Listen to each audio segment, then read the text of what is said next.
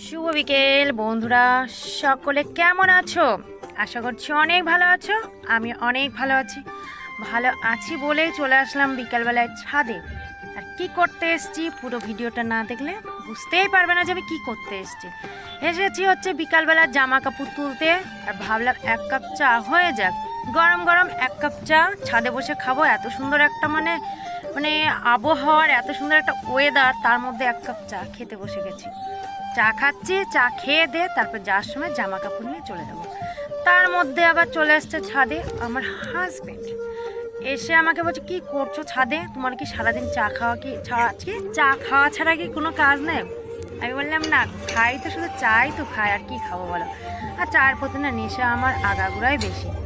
কিন্তু ও রাগ করে যে চা খাবে না। কিন্তু কে কার কথা শোনে? চা ছাড়া আমি চলতেও পারি না এক মুহূর্ত। আমাকে একটু বকা টকা দিয়ে উনিও একটু দেখছে চারিপাশের গাছপালাগুলো কেমন হয়েছে, কি ভালো মন্দ, চারিপাশে হেঁটে হেঁটে দেখছে। তারপরে আমি আবার কি করব, আমার চা খাওয়া কমপ্লিট, একটু বকা টকা খেলাম, খেয়ে দে এখন জামা কাপড় শুকিয়ে গেছে। জামা কাপড়গুলো এখন তুলতে চলে এসেছি। তুলে আমি আবার হচ্ছে ভাঁজ করতে হবে। জামা কাপড়গুলো ভাঁজ করে তারপর ঘরে নিচে যাব, নিচে গিয়ে ঘরে রাখবো, রেখে অন্য কাজ করা। তা আমি একটু শয়তানি করে নিচ্ছিলাম।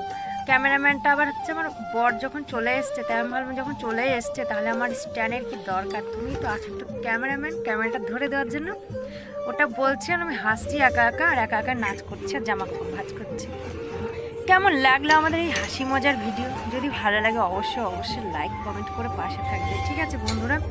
তার মধ্যে আবার দেখি আমার ভাই আসছে। ভাইয়ের আগে 3-4টে কুকুর, মানে আমি ভেবেছি মানে ভাইকে কামড়ে না দেয়। তা আমি আবার বললাম সাবধানে আসিস। তা দেখো কি মানে ধীরে ধীরে আসছে।